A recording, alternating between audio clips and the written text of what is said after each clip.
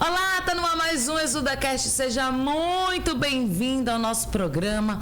Se você chegou até aqui, provavelmente você recebeu aí um link pelo WhatsApp ou o YouTube falou assim: ei, tem um programa bom por aqui. Seja lá a forma como você chegou, eu peço para que você se inscreva no nosso canal da Faculdade Exuda. É um prazer ter você por aqui participando das nossas conversas, se enchendo de informação de forma leve, descontraída, e porque você já sabe que eu sempre trago autoridades, pessoas que entendem sobre o assunto, experts, e muitas das vezes, a maioria das vezes, eles trabalham, são professores, coordenadores, são autoridades aqui da nossa Faculdade Exuda, que tem há mais de 50 anos, né? 51 anos de Faculdade Exuda, com muita tradição, mas também com muita modernidade. É por isso que a gente está sempre organizando aqui o nosso podcast, para ele ficar com a cara bem linda, para você que está aí, curtir bem muito. Então a gente está aqui, ó, todo coloridinho, vocês já puderam ver o nosso novo cenário. Eu aproveito para dizer que o programa de hoje é gravado, sim, porque provavelmente eu já pari ou estou para parir e dei um break. Mas não é porque é gravado que não é tão excitante quanto ao vivo. Hoje, como você pode ver aí na nossa thumb, a gente vai falar sobre segurança digital. Aí eu fiquei, poxa, mas eu já falei sobre esse tema, segurança digital. É um tema que tem portas assim para falar de muita coisa. Mas hoje o meu convidado, ele vem para destrinchar um pouquinho esse assunto. Porque ele falou assim: Lu, e quando o perigo tá assim, do seu ladinho, não é aquele hacker que você nunca viu na vida, que mora lá do outro lado do oceano, não. É uma pessoa que está mais perto do que você imagina. E é por isso que hoje eu quero que você conheça o nosso professor aqui da área de TI, o nosso querido Fábio Chico. Acertei? Acertou. Seja bem-vindo, Fábio. Muito obrigado. Chico. Meu Deus, eu não tenho nem roupa para tantos elogios. Fábio, eu pensei que era Chicaut. Ele fez, não, é francês, é Chico. Não, eu falei errado, é Chico mesmo. Eu falei Chico, ó, Chico. Mas tá tudo certo. Pois bem. Levou para Roma. No caso, para Paris. Fábio, você é pesquisador, não é isso? Fala pra gente, pesquisador CTI, que fala? Isso, de ameaças cibernéticas, né? Cyber Threat Intelligence, é da inteligência de ameaças cibernéticas. E também é doutorando. Exatamente, nesta mesma área. Em cibersegurança, mexe em integração de dados, analista de TI da UFPE também, né? Infraestrutura de data center. Fala um pouquinho mais de você, ó. Aproveita, dá um oi pro pessoal aqui. Essa câmera é toda sua. Diz quem é você. Fala, fica à vontade, fala quanto se tem papagaio, se tem cachorro, o que fez você se apaixonar pela área de TI e por que você escolheu este assunto para fazer seu doutorado? Minha história é longa nesse sentido, viu? Já digo que o primeiro freio pode vir por aqui. Tá, mas vá-se embora, vá falando aí que se precisar eu faço assim, opa, bugou. Porque eu começo a ter interesses com programação graças à minha mãe. Ela é antenada? Ela viveu num tempo em que a empresa em que ela trabalhava não dava tanto interesse de contratar pessoas de computação para resolver os problemas. E aí ela começou a aprender para poder fazer os programas dentro do próprio trabalho. E isso coincidiu com a época que eu estava sendo alfabetizado. Então, no meio... Ela trabalhava com o quê? Administração de empresas. Na verdade, ela trabalhava com seguros habitacionais. Tá. Em um banco. E acabou que, por conta dessas demandas do banco de fazer os programas para a gestão do próprio ambiente, do próprio departamento, ela começou a aprender a programar. E esse tempo em que ela começou a aprender a programar foi o tempo em que eu estava sendo alfabetizado. Então, eu fui alfabetizado entre livros de cartilhas, abecedários e os livros de programação. E os prompts? E os prompts, bem depois dos prompts, né? Mas Isso em que ano, mais ou menos? Os prompts vêm agora. Não, a sua alfabetização. Para se entregar. Tá certo. Não, a minha alfabetização eu tinha uns 4 anos, 1986. Tá, só para ter uma ideia no tempo, 86, por aí. Programação. O mundo não era nem um pouco parecido com o que a gente tem hoje de computação, a computação de programação, a parte de programação era muito em cima dos mainframes, era outro tempo. E eu não tinha computador em casa, era uma coisa muito de livro e de começar a entender como é que a gente manda num PC, num computador, né? Como constrói algo que manda num computador. Só que era super interessante resolver aquilo naquela época como uma brincadeira, era muito diferente também do que a gente pensa hoje. Não vinha primeiro os códigos, antes vinha um fluxograma. E aí eu comecei a brincar muito com os fluxogramas, tudo, quando eu era muito pequenininho. Aí passou muito tempo sem eu fazer muita coisa nessa área, até porque criança, né? Sim. Ia brincar todo dia. E aí com 12 anos, aí eu comecei a, de fato, ter um interesse maior e a começar a procurar me especializar um pouco mais. Me especializar muito forte, mas procurando ver mais livros, procurando mais temas. E aos 14 eu comecei a dar aulas em cursos de computação. Caramba. Aqui na cidade, né? Não sei se todos conhecem uma tal de Interdata. Eu comecei a dar das antigas. Das antigas. E aí com 14 mais ou menos eu estava ajudando em sala de aula já, né? Pegando uma monitoria aqui, outra colar e fazendo algumas aulas. E programação, já envolvido com programação. Quando chegou no ensino médio, eu fiquei naquela, eu vou fazer computação, não vou fazer computação. Bateu aquelas coisas loucas de adolescente, desisti de computação. Mentira. E fui fazer o bacharelado em matemática. Oxe. Porque eu sempre curti matemática. Também gostou. É bom, né? Mas curtia matemática, uma opção, só não tinha propósito. Era aquela coisa do tipo, eu gosto de matemática, vamos embora. Eu fui fazer matemática. E adorei o curso, adorei as matérias, mas chega num ponto que a realidade cai na cabeça da gente e a gente vê que precisa de um trabalho, né? Precisa começar a trabalhar. Ou eu vou ser acadêmico, só acadêmico, matemática é mais difícil de arrumar emprego. Também, a matemática tem essa questão de ser difícil de arrumar emprego, mas também, principalmente, é que o começo da matemática meio que só se dá depois do doutorado, né? Então, você meio que só concorre, de fato, aos primeiros empregos depois do doutorado. E naquela época não tinha tanto esse boom da parte de computação, data science, então nem para dizer assim, eu vou ser aproveitado em outras coisas. Não, eu ia ser aproveitado como professor dos cursos de matemática de faculdades de ensino superior. Pouquíssimas na época, quando eu estava me formando, pertinho de me formar em matemática. Aí eu decidi largar e fui para computação. Quando eu fui para computação, aí já foi aquela coisa de ciências da computação, na época. Na época, eu fiz o análise e desenvolvimento de sistemas já. Eu até falei aqui. Já é porque você é analista, né? De sistema. Aí, lá na Federal, eu passei no concurso e aí entrei como analista de TI de lá. Entendi. Mas antes eu passei por outras empresas aqui também. Certo, mas espera aí, então, porque tinha época que era só ciências da computação, não era? Isso. Eu lembro disso, até a Meliara, que é a nossa coordenadora da área de TI, ela falou que fez ciências da computação. Isso. Quando você fez, já tinha análise de sistema, é isso? Análise e desenvolvimento de sistemas. Que já era uma coisa mais focada, assim, porque, vamos lá, cada faculdade tem suas autonomias, acabam fazendo diferente. Não necessariamente igual ao que é preconizado, mas ciência da computação é para formar um cientista. Certo. Análise e desenvolvimento de sistemas é um dos tecnólogos possíveis. Que é a ADS. Que é o ADS. O ADS, que tem aqui na Exuda, inclusive. E que você dá aula para ADS? Dou aula para segurança, dou aula para ADS. Perfeito, sim, vai. Aí me explica, aí é mais tecnólogo? Aí o tecnólogo, ele já tem uma intenção de resolver problemas diretos do mercado.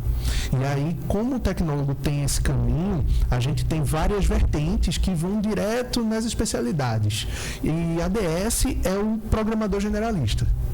Análise e desenvolvimento de sistemas é o cara que programa de tudo um pouco, que qualquer questão de programação ele vai resolver, não só de fazer a programação, como também de chegar e fazer a análise, de organizar um projeto, de acompanhar o projeto. Ele também vai ser capaz de identificar essas demandas e de construir essas demandas dentro de um time. Certo, aí se formou em ADS. Aí eu me formei em ADS. Quando eu estava me formando em ADS, eu estava trabalhando numa empresa que alguns devem conhecer. Pode falar nome aqui, fica à vontade. Com certeza, até porque ela já fechou, a Itautec. Mas era uma empresa muito grande e ela, com a crise de 2008, assim, já estou adiantando a história, né? Voltando um pouco. Eu entrei para trabalhar na Itautec e entrei lá como estagiário, numa coisa nada a ver, assim, totalmente. A galera olhou e disse, não, esse cara fez matemática, vai pegar uns projetos malucos aqui. E o projeto era pra gente, o primeiro projeto que eu entrei em 2 projetos lá, um de planejamento de capacidade e outro de biometria. O de planejamento de capacidade era para prever, usando modelos estatísticos, o quanto que um sistema ia consumir de recursos da máquina para poder indicar um relatório para uma empresa que estivesse comprando equipamento para dizer assim, olha, para poder atender a demanda que você está prevendo no negócio, você vai precisar de tantos computadores com tais configurações e com tais ajustes para poder aguentar a carga de tantos clientes por dia em cada ponto de venda. Só que a gente fazia isso em modelos estatísticos e fazia também programas que simulavam essas situações e fazia o bate para poder ver se o modelo batia com a prática, né? E esse estágio te serviu? Bastante, porque foi o meu pé para eu entrar no meu mestrado. E aí foi por aí que logo quando eu terminei minha graduação, eu estava nesse estágio, eu fui alçado de estagiário para gerente do setor e de repente entrei também no mestrado. Fazendo o quê? Estudando o quê no mestrado? Estudando integração de dados e web semântica. Isso já é um outro viés. O estágio me abriu as portas para eu poder chegar nisso, mas o assunto não tem tanto a ver com o trabalho. O meu mestrado tinha a ver com uma área mais seminal, hoje podemos dizer assim, porque está tudo andando tão rápido, mas não é tanto tempo assim, uns 7, 8 anos, 10 anos. Qual é a problemática do seu mestrado? Web semântica é a grande área. A web semântica é uma das técnicas de olhar para a inteligência artificial, mas não da maneira como a gente vê muito hoje, porque a gente acaba vendo muito hoje algo que por baixo dos panos tem muito cálculo de probabilidade, tem muito outras questões que não necessariamente o final é determinado. É aquela coisa, se você chegar lá no ChatGPT, mandar um prompt para ele, o final, a resposta do ChatGPT não vai ser exatamente a mesma coisa. Não é repetível nesse sentido, né?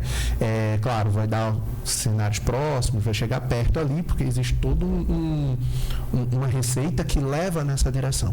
Mas ele não vai dar exatamente a mesma resposta. Mas esse assunto vai para outro podcast, porque eu quero chegar no doutorado. Eu tô vendo. Que tem a ver com o nosso tema de hoje. E aí, mas só para voltar. Sim. A web semântica era uma maneira de, assim, vamos pensar em como estruturar o conhecimento de certas áreas de forma que um computador possa processar de maneira objetiva. Então, por exemplo, isso aqui é um copo. Com um copo a gente bebe líquidos. Então, se eu tenho um líquido, eu posso levar em consideração que eu posso colocar um líquido dentro do copo. Transformar essas afirmações em coisas que um computador possa processar. Coloca aí na geral, Gabriel, pra gente, que ele está falando aí do copo, não custa nada, vai. Isso é sobre o web semântica, né? Então, nesse sentido, a gente olhava essas questões. E eu utilizei esse tipo de trabalho, de percepção do mundo, que um computador poderia ter para poder tentar fazer a integração de bases de dados. Então, você tinha base de dados A, base de dados B, vamos dizer, de faculdades diferentes, mas elas trabalhavam com sistemas diferentes. E aí o meu mestrado era tentar fazer a integração entre essas duas bases sem que elas se conhecessem. E, né, aí já deu um salto, né? Peraí, como é que faz isso, né? Porque a pessoa já fica aqui pensando. Duas bases que não se conhecem. Se conhecem, mas elas são do mesmo domínio de conhecimento. são do domínio de conhecimento acadêmico. Então, elas muito provavelmente trabalham com os mesmos vocabulários, Sim. com as mesmas informações, os mesmos conhecimentos. Que é onde entra a semântica. E aí eu trago a semântica dentro da web semântica para poder interoperar essas coisas. Bem, dizer que eu entendi, mentira, a gente ia ter que passar 1h30 que você me explicar isso aí. Mas eu quero chegar na parte da segurança digital. Pois é. Aí como é que houve essa transição? Não, no doutorado, eu agora quero falar sobre isso. Como é que chegou essa vontade de falar sobre segurança digital? Como é que... É uma problemática que chama... É uma interrogação, né? Interrogação. Qual é exatamente... a frasezinha, assim, o problema das... A minha hipótese de pesquisa? Isso, é isso. Esta era a pergunta que eu queria fazer. Esta era a pergunta. A minha hipótese de pesquisa hoje é a análise de ameaças internas, né? E como ainda estou no início do doutorado, a problemática fechada ainda não está definida, mas o rumo é nesse caminho, né? É de começar a entender, por exemplo, a situação de você tem um funcionário e o funcionário não está satisfeito. Qual é a probabilidade desse funcionário fazer algo que vai maltratar a empresa no futuro? E aí é onde a gente chega nessa questão da segurança digital quando ela está ali morando do seu lado. Porque toda vez que a gente pensa em hacker, a gente pensa num negócio mais grandioso, é um espião, uma pessoa que está ali, que conseguiu quebrar o seu sigilo, como a gente já teve aqui em alguns outros. Se você aí quer assistir um dos nossos episódios que fala sobre segurança digital também, se não me engano tem 2, vai lá no nosso playlist da faculdade, no canal da Faculdade Exuda, tem lá tecnologia, a gente separa por assuntos, então a área de TI tem lá esses 2 assuntos onde a gente fala dessa parte do hacker mais abrangente, onde a gente já citou de, por exemplo, aqui o Hospital Português já foi hackeado, teve ameaça, rolou uma negociação, né? Porque eles pegaram o prontuário de todo mundo. Que beleza. Aí, tipo assim, a gente lembrou quando o Facebook pegaram os dados de vários usuários, foi bafafá também. Então, vários desses causos a gente já tem uma noção, já se fala. Mas isso que você está trazendo é muito interessante, porque a gente nunca pensa que a ameaça está do nosso lado. A gente já tem um problema comum no Brasil de segurança ser aquela coisa que o povo é mais reativo, né? Não é aquela coisa que o povo diz, não, vamos nos preocupar logo de início. Não é bem assim. Geralmente as empresas, as pessoas olham para a segurança como, não, ninguém vai fazer isso comigo, isso, não, né? Eu sou dessas. Então, vai deixando a sua senha perdida, anotada pelos cantos, né? Pois é. Já levei meu puxão de orelha, mas não mudei ainda não. Aquele bloquinho de notas que a gente acha que ninguém... Todas as só senhas... quem mexe no meu celular sou eu, pronto. Aí, tá lá. Mas Como é que começa, então, a ameaça interna? Ela vai começar de diversas maneiras, mas a gente pode perceber tanto geralmente entre funcionários ou entre pessoas que acabam entrando dentro da empresa por vias de alguém que já tem acesso, mas existe a pessoa mal intencionada, existe a pessoa acidental, o inocente, que fez sem querer. Faz sem querer, né? E existe o comprado. Né? Existe o cara que faz porque está tentando tirar alguma vantagem em cima dessa situação. Bem novela Vale Tudo, tipo assim, a Odete Reutemann mandou entrar na empresa e captar todas as mensagens. Tá, mas qual é o mais comum dos 3? Olha, muito do que eu tenho visto na literatura, o comprado acaba sendo muito visível. A gente vê, por exemplo, recentemente teve a história do Banco Central, né? O negócio do Pix, que o cara recebeu 15 mil reais para poder dar acesso a uma gangue. Não soube dessa não, conta aí. Pois foi, um conjunto de hackers, eles conseguiram cooptar um funcionário do Banco Central que o coitado, era um cara que estava mudando de carreira. Por 15 mil? Emprego dele. Você queimou por 15 mil? Por 15 mil. Não tô acreditando. E ele garantiu a senha e o acesso para o pessoal ir lá e mexer no Banco Central. Nas transações que passavam para os bancos. Que é gravíssimo. Gravíssimo. Por 15 mil. Não, ele é muito burro, esse cara. A fraude foi bilionária. Ele não tirou nada nessa história. E ele foi o único preso. Meu Deus. Os outros estão em investigação. Mas possível que no futuro se chegue, mas até onde eu saiba, não chegaram. Mas ainda. isso mostra a fragilidade, né? Porque a fragilidade do ser humano. Sim. E do Banco Central. E veja o quanto que pode acontecer. Isso uma pessoa dessa pegou por um dinheiro pouco perante a monta do golpe. Mas imagine que isso pode acontecer com aquele funcionário que não está feliz, que não está bem com aquilo. Que odeia o chefe. E não está encontrando uma rota de saída.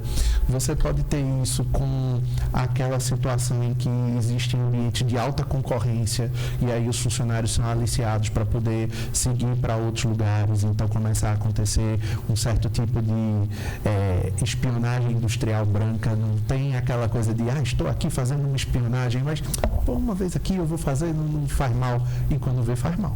Faz muito mal. Certo, então esses são as formas. O phishing e engenharia social entraria onde? Eles podem entrar nos não intencionais, porque imagine o seguinte, você usa seu e-mail, você verifica cada link que você clica no seu e-mail? Não. Pois é. Você pode, sem querer, clicar em cima de algum link que entra num ataque que toma conta das suas ações. Às vezes é uma coisa muito... Por exemplo, eu compro muita coisa online. Adoro esse Shopee, AliExpress da vida. E aí, chegou um dos correios para mim, que eu achei muito estranho, porque quando eu sou parada quando tem alguma coisa minha parada na alfândega, eles avisam, mas não era daquela forma que eu estava recebendo, sabe? Pronto. Eu mesmo que entrava no site do correio, ia lá, compras internacionais, importações, alguma coisa assim, e via. Então eu achei estranho. Aí você dá o pé para trás e fala assim, não, vou clicar aqui. Isso. Ou quando você recebe um SMS, muitas vezes seu celular, com link, você fica mais atento. Mas pessoas mais velhas costumam ser mais desatentas em relação a isso. Com certeza. Essa do phishing, assim, isso que você colocou é muito importante. Será que de fato é a maneira como aquela entidade se comunicaria direito comigo? E assim, a gente está tão público hoje em dia que muitas vezes os hackers já têm seus dados, já tem como se passar por você. Então a gente não tem dificuldades hoje, como por exemplo aconteceu com minha esposa. Ela fez uma compra e os dados dela estão tão expostos no meio do mundo que chegou para mim um e-mail de uma transportadora que era a transportadora real, mas fingindo me dar link de rastreio de uma compra que ela fez. E a única desconfiança que eu tive de primeira foi, mas se foi ela que fez, por que isso está vindo para mim? Você. Mas eram os dados dela, era uma compra que ela tinha feito, só não era na janela do tempo de uma compra que ela tinha feito com aquela loja. Tudo para você acreditar, né? Era tudo no caminho. Rapaz, eu lembrei agora de outra que apareceu semana passada. A gente está gravando isso aqui dia 2 de setembro, só para as pessoas terem uma ideia. Semana passada foi retrasada a respeito do... Teve o vídeo do Felca sobre a adultização infantil e encontraram um cara aqui em Olinda que ele invadiu todo o sistema da polícia, defesa civil. Quando o pessoal foi capturar ele, estava lá tudo aberto. A gente pode inferir de que alguma facilitação pode ter acontecido. De pessoas... possível, é perfeitamente possível, porque não era para ser tão simples, né? E se foi simples, então há uma falha grande aí nessa proteção dos sistemas. Por isso que a gente fala de que não é só proteger colocando um firewall, colocando um controle de acesso do fluxo de rede, né? Você tem que colocar também permissões de quem acessa o que, você tem que ter identificação de quem faz o que, quando, onde e como, né? E você tem que seguir alguns princípios para poder fazer com que isso não seja permissivo. Pronto, então vamos lá. Já que a gente só deu aqui um gostinho de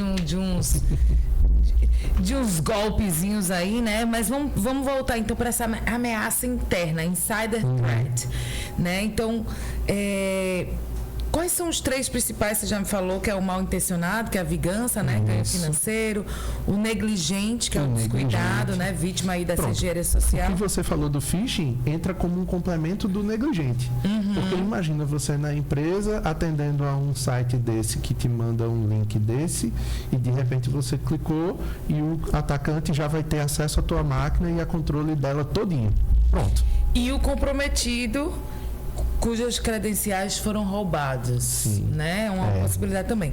Então, esses são os que a pessoa... É mais as empresas que têm que ficar ligadas nisso? A pessoa precisa ficar ligada também. Para a empresa é importante ela se ligar porque o dano é dela, né? O dano primário é da empresa, é o dano à reputação, é o dano financeiro, é o dano de próprios dados que se saem, que se perdem, né? Mas para a pessoa também é importante dela se ligar nisso. O funcionário que começa a não tomar esses cuidados, depois essas coisas podem virar problemas, inclusive judiciais e criminais, né? E aí, por onde é que a gente pode ir para essa conversa? Como os ataques acontecem na prática? Ou, tipo assim, como se defender desses ataques? Por onde você quiser conversar. Então eu me questiono, ok, estamos ligados que pode ter uma pessoa, tem essas 3 formas aí de você se dar mal. E aí, vamos por cada uma delas, então. Vamos começar aqui, então, pelo mal intencionado. Se eu tenho uma empresa, vamos supor, estou aqui no nosso podcast, aí tem Gabriel aqui que tá operando, faz parte das redes sociais e ele quer me ferrar. Vamos supor, ele não gosta de Luciana, eu quero lascar ela. Esse programa aqui que está sendo gravado, que ele tem acesso, deletar o que foi, tudo que eu fiz, todo o meu trabalho. Como é que eu posso, na minha leiguice, eu colocaria, tipo assim, uma coisa no Drive que só quem pode acessar seria minha produtora, para que ele não tivesse acesso, um exemplo. Essa é uma forma. Quais são as outras formas que eu teria de me resguardar de pessoas mal intencionadas? A gente tem algumas estratégias para começar a tentar entender como resolver e como detectar, né? Então, são 2 caminhos aí. No caminho de procurar evitar, que seria talvez um ponto mais importante dentro da tua pergunta, você tem tantas proteções que você pode colocar de níveis de acesso, pode criar proteções de construção do nível de perfil dessas pessoas. Então, existem softwares para poder construir um perfil de ameaça da pessoa. E aí, para esse tipo de situação, vai começar a buscar, é uma pessoa que atende muito a clicar coisas aleatórias na internet, e nesse sentido tem empresas que, por exemplo, vão fazer testes de phishing falso. Bota uma outra empresa fora, externa, que ela vai construir e-mails de phishing para poder te enganar enquanto funcionário. E quanto mais você cai na artimanha da empresa contratada, mais você cai no perfil de segurança. Mas aí, no caso, teria que dar um treinamento, né, para esse pessoal. Nesse tipo de situação, geralmente vem treinamento. Então, fica a primeira dica de, tipo assim, empresas treinem seus funcionários para não cair nessa ladainha. Né? Exatamente. Nesse caso específico do phishing, né? Ter um RH atuante, muitas vezes, acaba também ajudando a fazer esse tipo de detectar o funcionário que está insatisfeito, o que tem mais propensão a certas ações, né, a certas ações mais radicais, mas isso vai em conjunto com outras coisas. Do ponto de vista mais tecnológico, existem as ferramentas que vão fazer o registro das situações para poder, se quando acontecer alguma coisa, fazer esses registros, mas a gente tem também as ferramentas que evitam, por exemplo, funcionário Gabriel, ele deveria ter acesso a todo o histórico de gravações do ExudaCast? ou ele só deveria ter acesso ao último, porque quando ele terminar de fazer a edição, já acabou o trabalho dele e o que passou já não importa mais. Ele precisa ter acesso a todo o passado.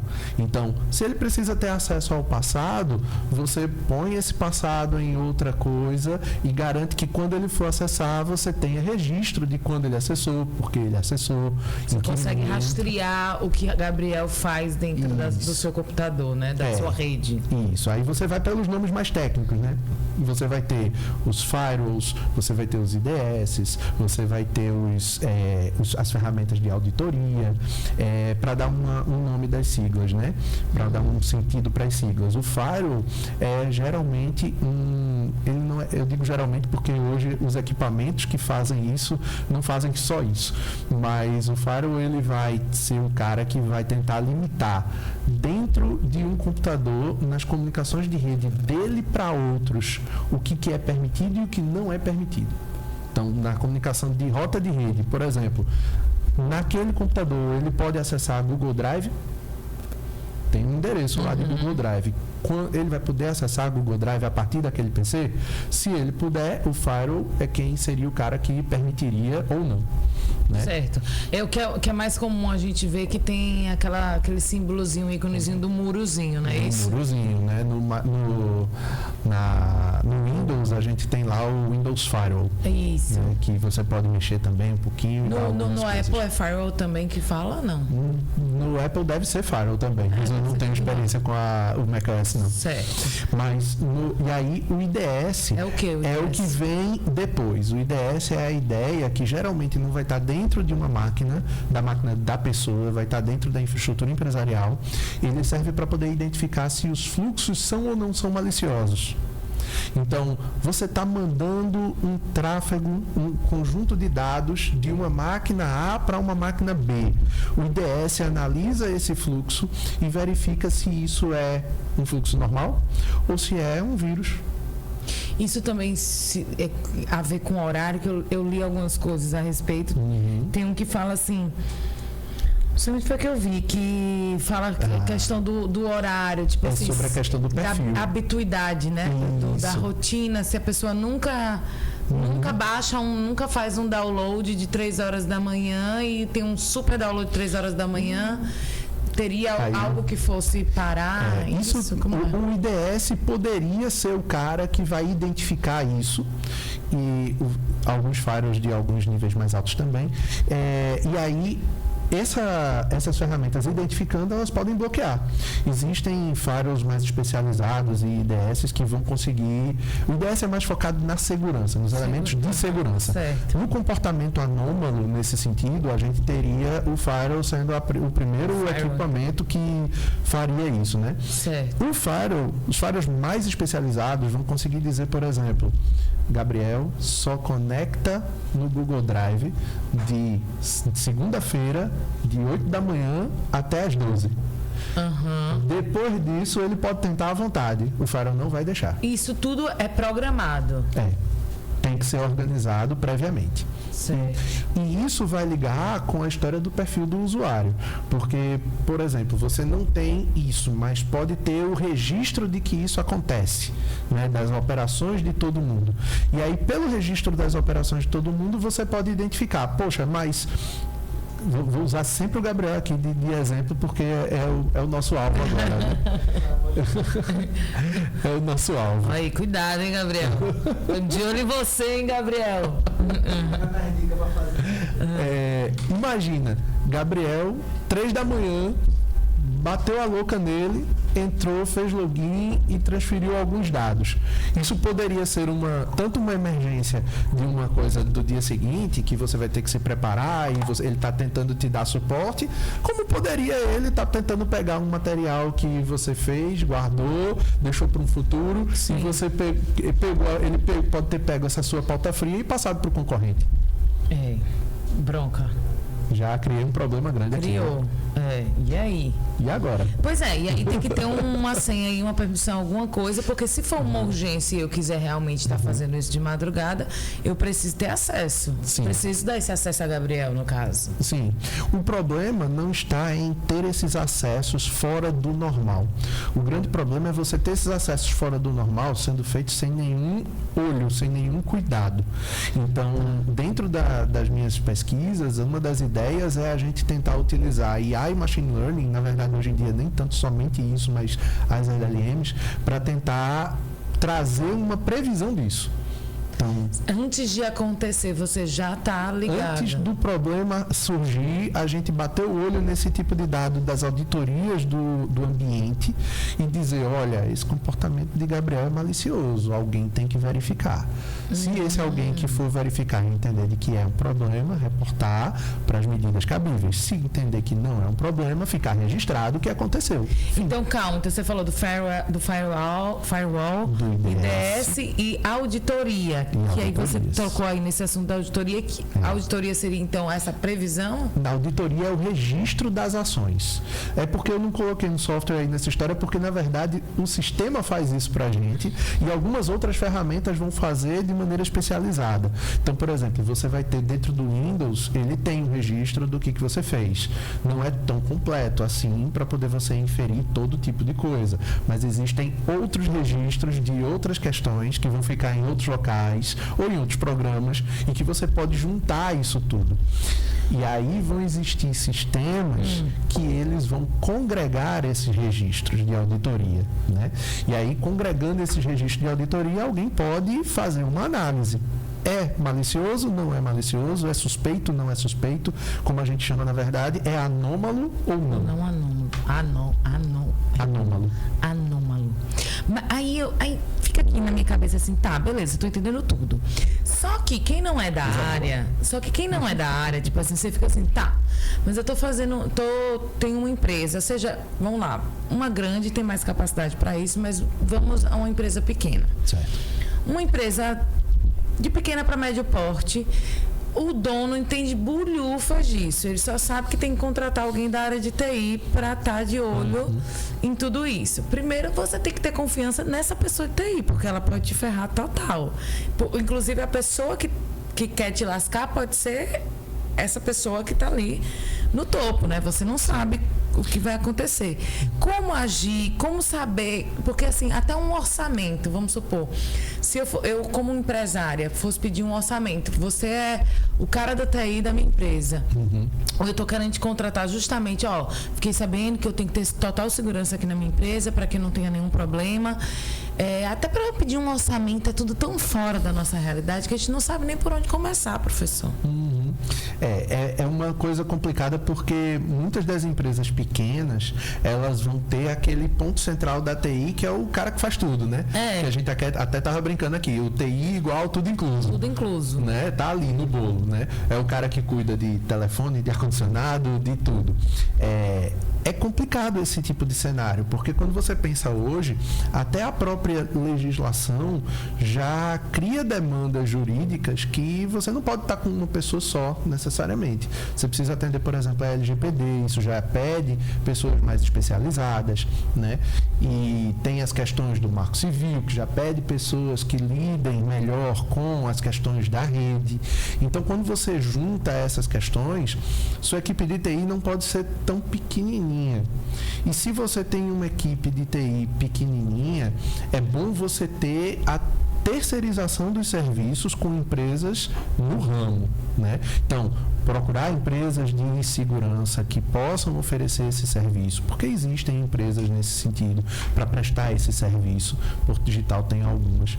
E aí a ideia é que você não deixe isso de lado. Então eu quero aproveitar esse momento. Eu gosto às vezes de parar mesmo para fazer um cortezinho para a gente colocar no nosso Reels, no nosso Instagram, porque eu tenho certeza que vai ter muita gente assim, empresário que quer começar e não sabe nem por onde começar.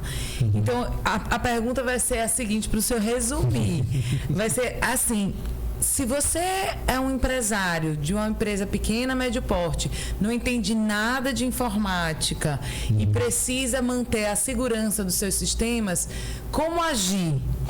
Aí o seu mete bronca, certo? Tá certo. Vou refazer essa pergunta de forma menorzinha. Tá Vou certo. tentar. Aí você fala, ó, você pode procurar, né? Como você está falando, pode procurar um porto digital, criar sua equipe, sim, do LG. Ó, já tô aqui direcionando. Gosto Né? assim. Tipo, falar assim do LGPD, ó, procure alguém que saiba que ele tenha, peça para ver se ele tem os diplomas, sei lá o que, sobre LGPD, sobre o Marco Civil. Sua equipe não pode ser tão pequena, terceiriza. Aí o seu, mais ou menos isso que você falou. Sobre a LGPD, inclusive, talvez não precise nem somente de uma equipe de TI, mas se você não tiver um advogado junto, você vai precisar talvez de um representante, e tem escritórios de advocacia que se especializam em ser esse suporte também. Pronto, então prepara. Vou fazer a pergunta. Tá certo. Atenção, claquete! Pum!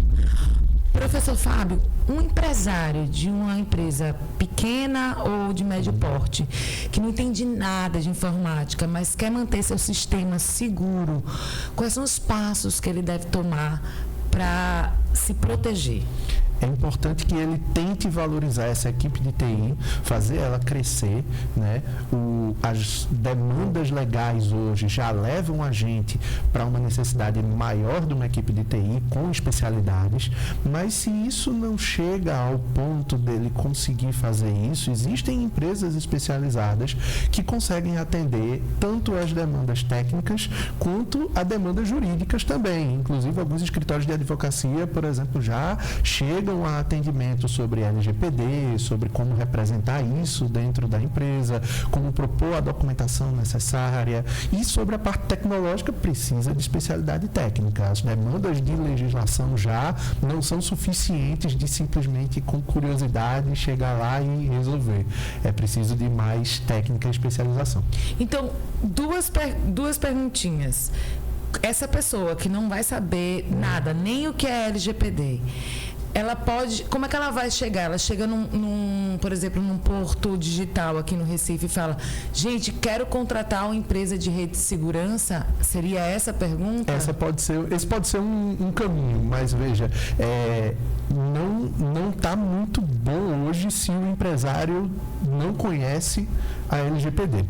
Por quê? Porque se ele vai lidar hoje com um negócio que vai estar no meio do mundo, fazendo alguma coisa no meio do mundo, muito provavelmente ele vai lidar com dados dos seus usuários.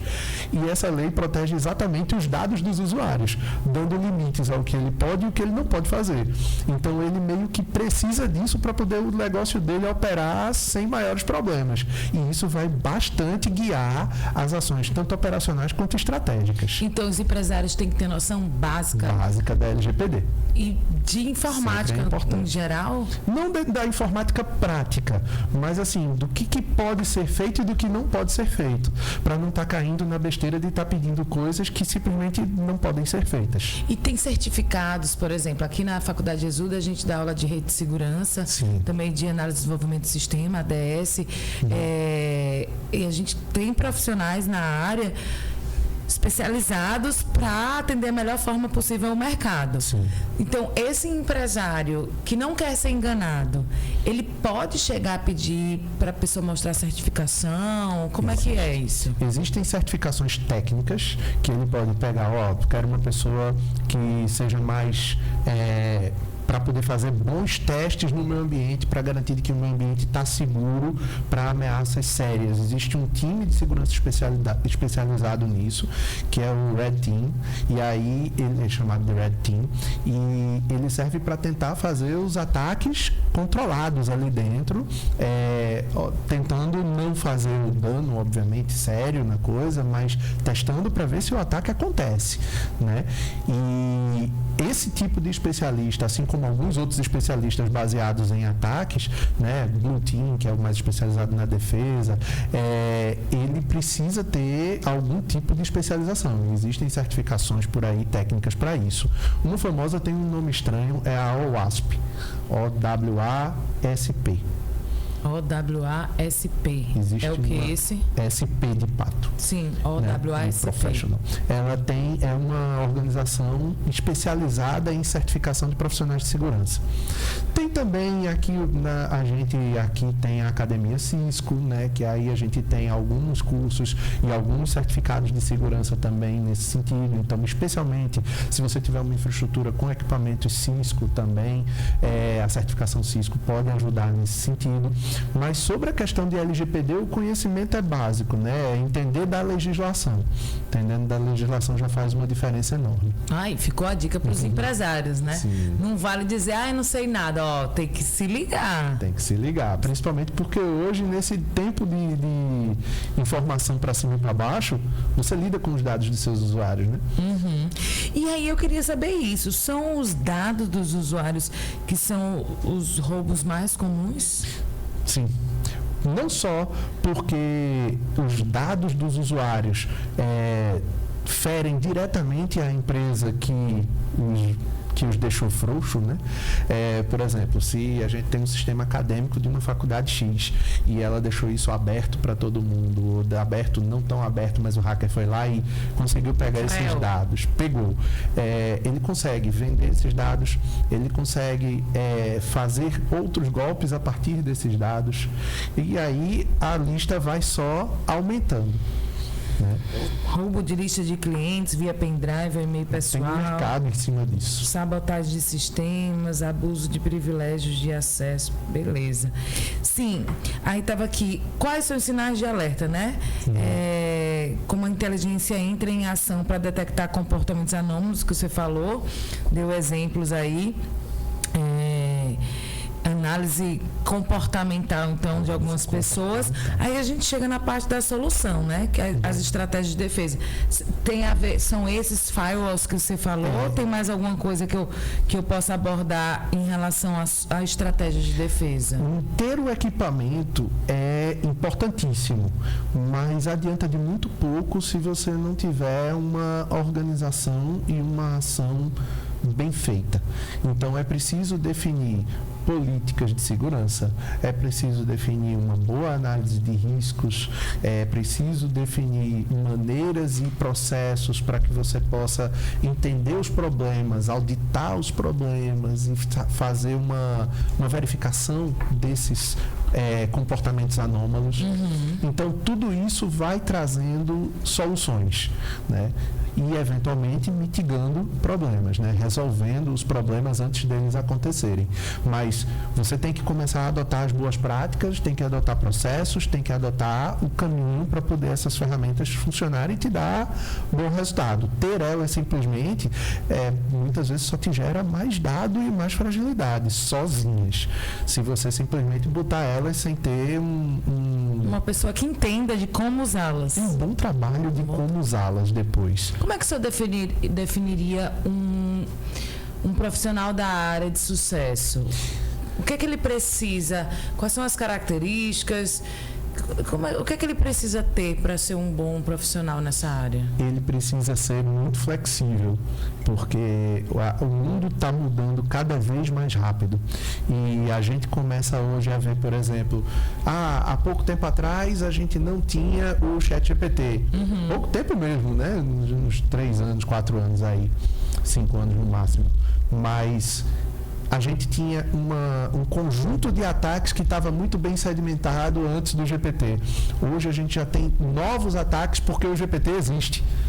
E as pessoas precisam aprender, o cara de segurança precisa aprender dessas novas tecnologias, precisa aprender como é que esses ataques estão acontecendo, e aí ele tem que conhecer, tanto do ponto de vista técnico, talvez até, dependendo das especialidades dele, seguir para um caminho mais de programação, ou para um caminho mais de configuração e análise, mas também pode ter o cara que é mais comportamental, que é mais normativo. Então, existem todos esses perfis daí. A dica que eu fico dando para, por exemplo, os estudantes que querem começar na área e ter um alvo sobre como vou ser, se eu quero ser um bom profissional da área de segurança, é não se fechar a essas experiências técnicas, aprender aprender a entender tanto o lado do negócio, quanto o lado do atacante, quanto o lado do usuário, que é todo mundo que está envolvido dentro dessa problemática. E é um estudo sem fim, né? Não para, principalmente porque tem um quê de gato e rato. E a pessoa tem que gostar de polícia e ladrão, né? Não? Tem que gostar. E quais são as tendências para o futuro nessa área? Para o futuro, a gente está com uma tendência muito séria do uso da IA. Então, não somente por LLM, mas todas as outras técnicas de inteligência artificial têm sido muito utilizadas. A gente tem uma tendência muito forte da integração de ferramentas e do recrudescimento, né, de termos mais força em legislações enormes. Então, tudo isso está vindo como grandes tendências para que a gente possa ter um conjunto de medidas que funciona bem para poder a gente diminuir os problemas que vão surgindo. E aí eu vou fazer a pergunta que eu gosto de provocar. Sobre inteligência artificial, que dizem assim, que tem que ficar ligado na inteligência artificial, que ela também pode ser a bad cop, né? Ela também pode fazer maldades. Ela também pode ter um comportamento Aprendeu. Pode ou não pode? Pode. E seria ela a mais perigosa de todos? Ela tem ajudado já os hackers em muitas situações. Não só os hackers do mal, né? Porque sim, os hackers do bem também. Também os do bem. Porque como fica a brincadeira do gato e rato, então serve para todo mundo. Mas o malicioso, ele vai acabar criando novas ameaças. Então a gente já tem ameaças específicas para usuários de LLM. Por exemplo, tem alguns testes já feitos. Eu não posso dizer porque não tenho a evidência, mas seria perfeitamente possível, tá? Do cara injetar um prompt numa IA e ela retornar dados reais de pessoas que injetaram seus dados nos seus próprios prompts. Vamos explicar. Vamos traduzir. Você utiliza lá o ChatGPT. Certo. E no seu ChatGPT você não toma muito cuidado com que informação você manda para o GPT. E aí você sai mandando seu CPF, você sai mandando senha de e-mail, senha disso, senha daquilo, e informações sobre você e tal, e tal, e tal. E aí outra pessoa chega noutra janela, em outro computador, e vai para o GPT e diz: e fulana, e Luciana? Passa aí, o que é que ela anda falando para tu? E começa a tentar construir um perfil dela, e o perfil vem com dados reais. Então, essa é uma coisa possível, tá? Outra coisa que pode acontecer é você começar a ter as ameaças vindo de maneira mais adaptável e mais rápida, porque o próprio LLM, o próprio GPT consegue gerar código. Então, ele gera a ameaça se testa, depois, se não deu certo, ele gera novamente, e se não deu certo, ele gera novamente, até fazer o problema. É uma outra maneira de chegar a ter mais ameaças. Outras maneiras mais simples de ter essas contribuições da LLM para o mal por exemplo, no ataque de phishing. Do LLM para cá, os ataques de phishing ficaram cada vez mais reais, porque o pessoal começou a utilizar o LLM para poder gerar o e-mail falso, o SMS falso. Então, gera em lote um monte dessas coisas. Então, está sendo sempre um ponto que tem aprimorado a prática deles. E tem outras táticas. Tem uma tática que eu achei particularmente perigosa, que é a tática do comando e controle, que você consegue, a partir de um prompt, fazer com que o servidor da LLM seja invadido, e a partir disso ele fica invadido e é cedido o processamento dele para um comando central. E aí, desse comando central, o atacante consegue invadir todo o resto da empresa, quando você está falando de ChatGPT que se coloca dentro da empresa, né? Se ele não for bem protegido, ele pode ser invadido diretamente por um prompt. Jesus. E você acha que a inteligência artificial pode tirar o emprego de programadores? Assim, eu acho que vai dar uma chacoalhada. Eu acho que os bons programadores vão começar a entender as coisas como uma nova ferramenta e como uma ferramenta que acelera. E se acelera, vai te fazer melhor. Mas você não pode trocar o que você é de importante pela ferramenta. Então, eu acho que pode acabar, sim, tirando alguns empregos, mas só de quem não acordou de usar isso como ferramenta e se acelerar. O mercado está cada vez querendo as coisas melhores, mais rápido, mais especializadas, e a gente tem um GPT que pode servir muito para isso. E com esse seu doutorado, o que é que você não esperava e que você descobriu com a pesquisa? Que a galera está dando muita atenção para essas coisas de LLM, já virou um novo mundo de ameaças. Isso foi uma coisa que... Explica o que é LLM. LLM é a técnica que é o nome geral que a gente diz, vem Large Language Models, né? Modelos de linguagem larga, grande. É o nome geral que a gente utiliza para poder botar no mesmo pacote ChatGPT, Gemini, todos esses produtos que a gente hoje utiliza com os prompts para poder gerar coisas, tudo isso a gente está trazendo para dentro dos LLMs. Sim, aí na pesquisa o que é que você observou? Aí, na pesquisa a gente começou a observar de que o LLM não só é um ponto de ameaça, as pessoas estão dando muita importância a ele, como também ele está sendo um ponto de procurar as defesas. E o doutorado tem a ver muito nisso e para mim foi uma surpresa. Eu achava que antes do doutorado eu não achava que isso seria uma coisa tão forte, mas de fato já tem muita pesquisa nesse caminho e já tem algumas iniciativas para poder trazer esses GPTs da vida para dentro do processo, tanto de ataque quanto de defesa. Maravilha. Eu não sei também se eu às vezes gosto de catucar um pouquinho nesse assunto de inteligência artificial. E aí, às vezes eu vejo pessoas que trabalhavam no OpenAI, algumas pessoas falando do perigo do chat GPT. E aí eu fico me questionando se não é uma forma de causar um certo pânico ou não. Você já chegou a ver? Vocês discutem esse tipo de assunto? Vamos lá. Do ponto de vista de segurança ou do ponto de vista mais amplo? Dos dois. Do ponto de vista mais amplo, eu acho que as pessoas criam um certo pânico porque existe uma coisa chamada teste de Turing, né? Que é um teste que tem a ver com o que a gente usa na computação para poder ver o quanto que um sistema computacional consegue enganar a gente parecendo-se como um humano. E dizem que até que a inteligência artificial mente para a pessoa que criou ela e a pessoa fica, oi? Mas a gente também tem emocionalmente uma vontade de ser enganado. Então, assim, é um sistema, mas ele bota palavras e a gente se envolve com as palavras. E é fácil da gente se envolver com as palavras. O Gemini, por exemplo, ele tem a versão Pro dele e na versão Pro ele tem, todos eles normalmente têm, mas na versão Pro do Gemini foi onde aconteceu. O caso que eu vou contar. Eu fiz uma pergunta para ele não me respondeu, eu disse que estava errado. Pedi a ele para corrigir, ele não conseguiu me responder de novo. Eu perguntei pela terceira vez, isso foi eu corrigindo ele e melhorando o prompt, acho que umas 5, 6, 7 vezes.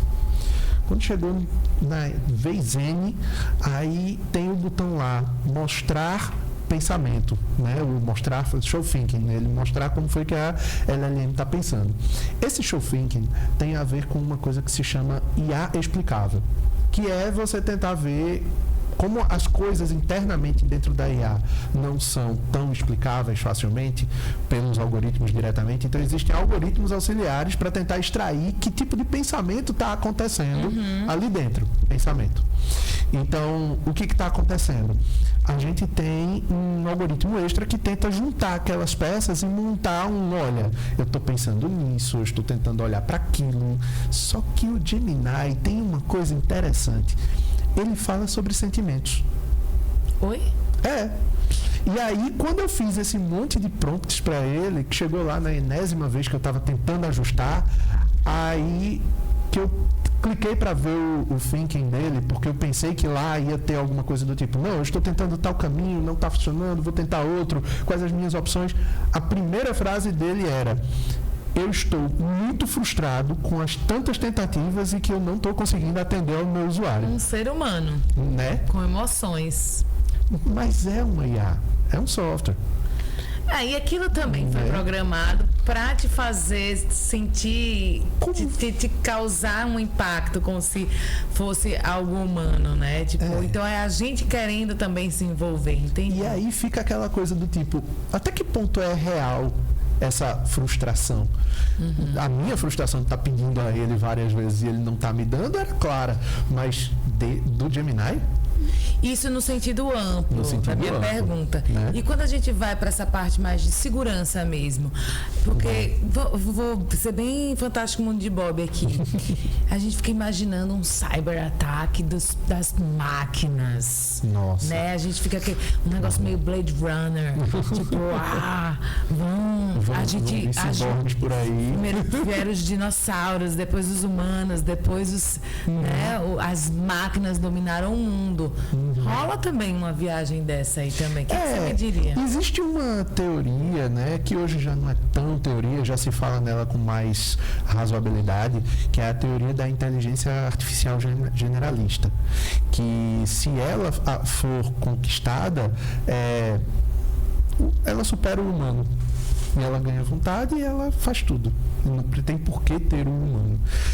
Esse tipo de ameaça, assim, é prometido. O Sam Altman, por exemplo, disse que com o GPT-5 ele ia conseguir e não conseguiu, porque é muito difícil esse tipo de coisa. Eu não acho que isso vá chegar a um bom termo rápido.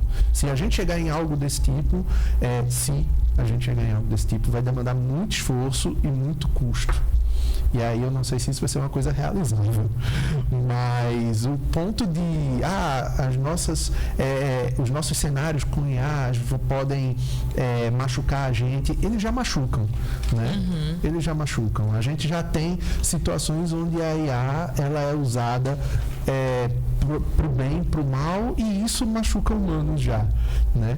Fora que ela é treinada com nossos próprios dados, com nossas próprias informações, que estão cheias dos nossos preconceitos, vieses. Então, já está ali, né?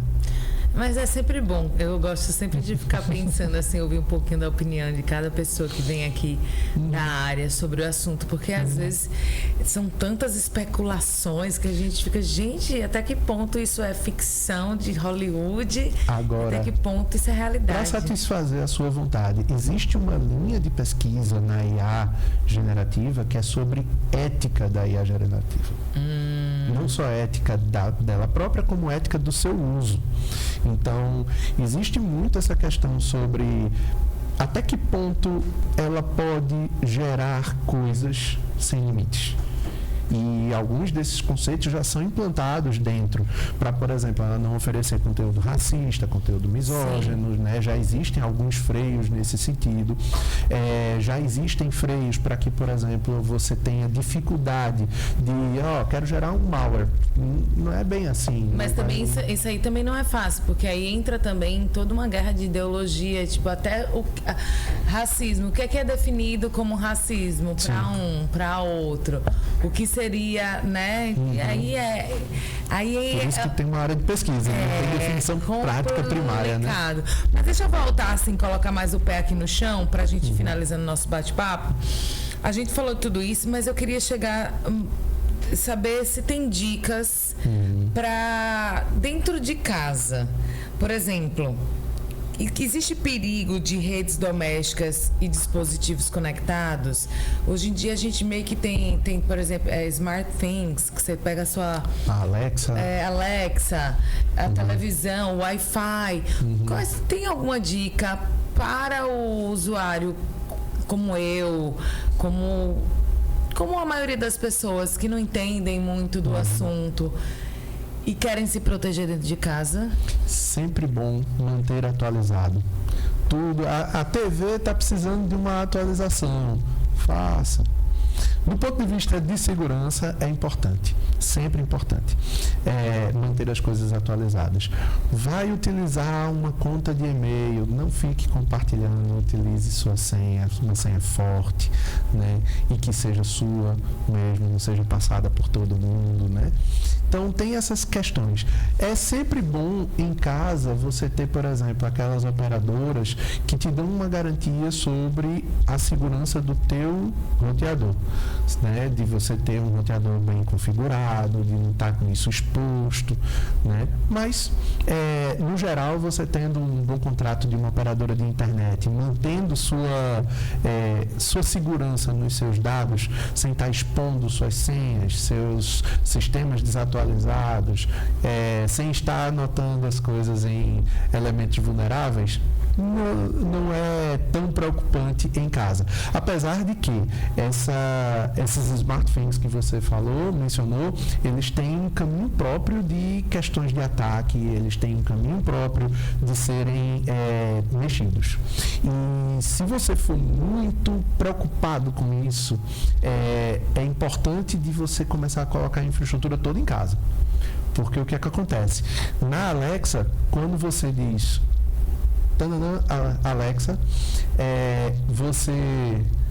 eu tentei fugir da palavra-chave para não abrir as Alexas de todo mundo e fiz besteira. Pode falar, vai. Mas enfim, a pessoa quando chama a danada, ela, para poder entender o que você faz, o que você está dizendo para ela vai pegar toda a sua voz, gravar e vai submeter para a Amazon em servidores fora.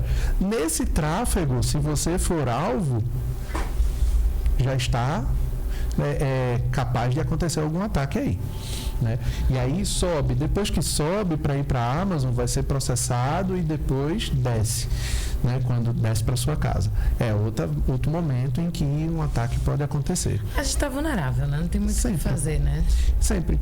Na verdade, assim, se for pensar no nível extremo de segurança, é para não usar Google, é para não usar Microsoft. É para voltar para a caverna. Para a caverna e ficar com tudo em casa. É porque às vezes a gente fica até com medo.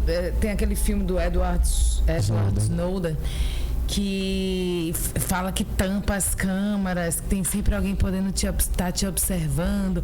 Aí você com um bebê em casa tem babá eletrônica, tudo isso, aí você fica meio noiado, né? Você fala, como é que eu posso manter minha segurança nessas coisas domésticas? Essas coisas são perfeitamente, tecnicamente possíveis. Mas o fato é que, para que isso aconteça, tem que ter um software ali dentro ou você tem que ter sido invadido de alguma forma.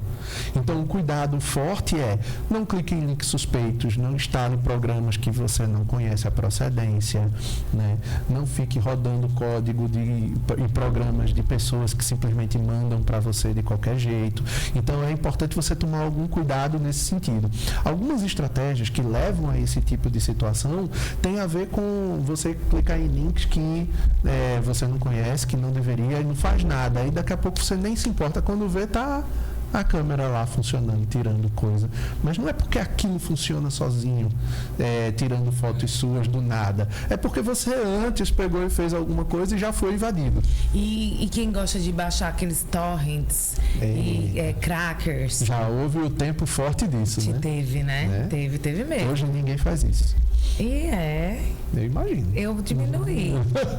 Mas eu tento, às vezes, quando é uma coisa que eu quero muito, um filmezinho, uma besteirinha. Às vezes eu tenho vou falar aqui, meu pod. Não, é porque agora eu tenho um Mac, aí é fogo, porque não dá pra baixar muito, não dá pra fazer, né? Mas quando eu era Windows, eu adorava baixar a Tubecatcher, por exemplo, que é pra baixar vídeo, essas coisas. Aí sempre tinha uma coisinha ou outra ali que você conseguia baixar, agora não, agora tem que pagar tudo. Vamos lá, o problema do torrent é que ele é uma ligação que a gente chama de P2P. O que é o P2P? Existem dois computadores aqui e você está ligando o computador A com o computador B diretamente. Quando você está baixando o arquivo que você queria lá do torrent, você não está indo para essa máquina, para um servidor qualquer conhecido e está indo buscar os arquivos lá.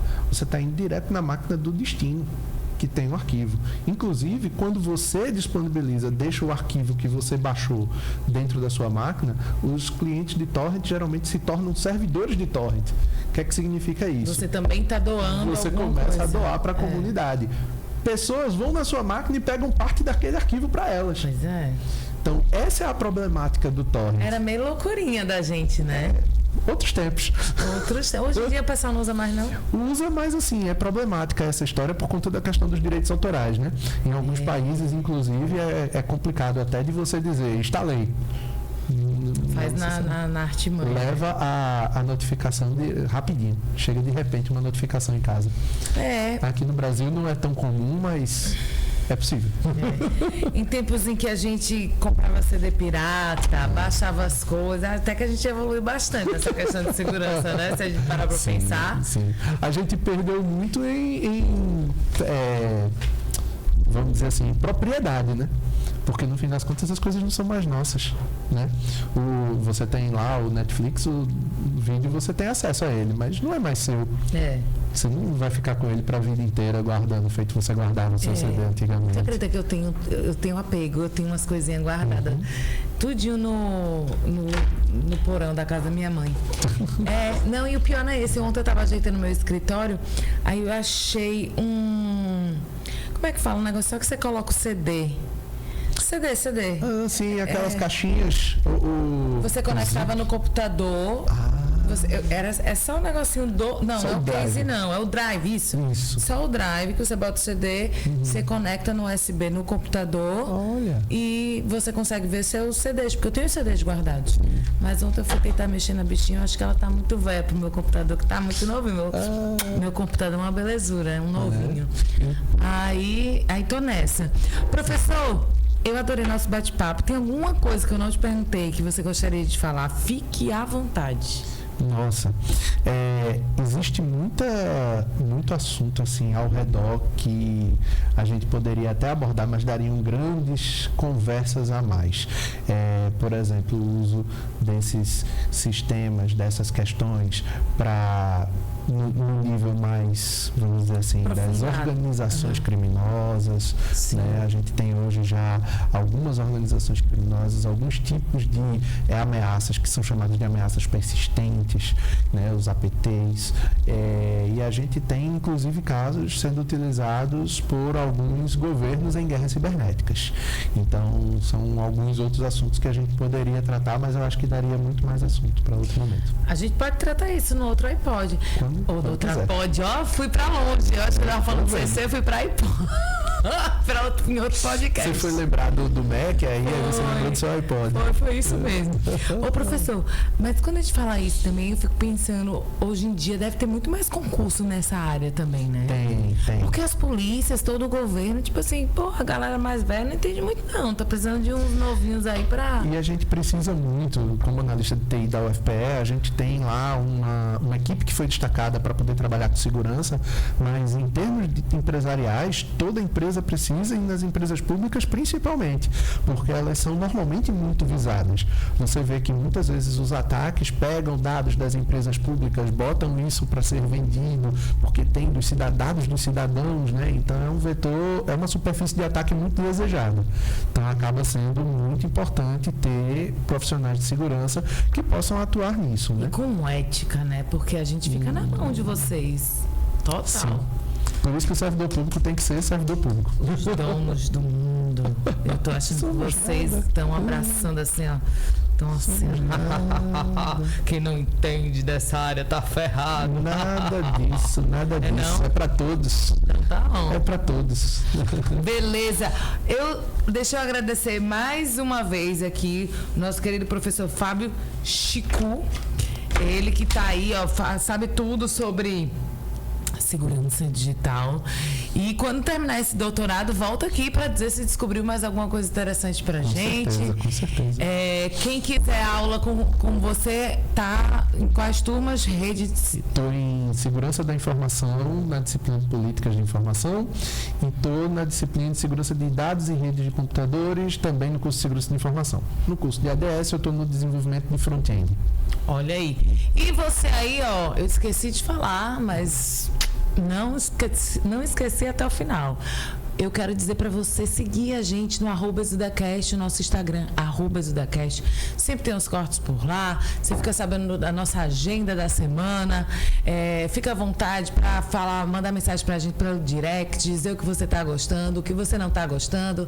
Lembrando que o nosso programa também vai para o Spotify.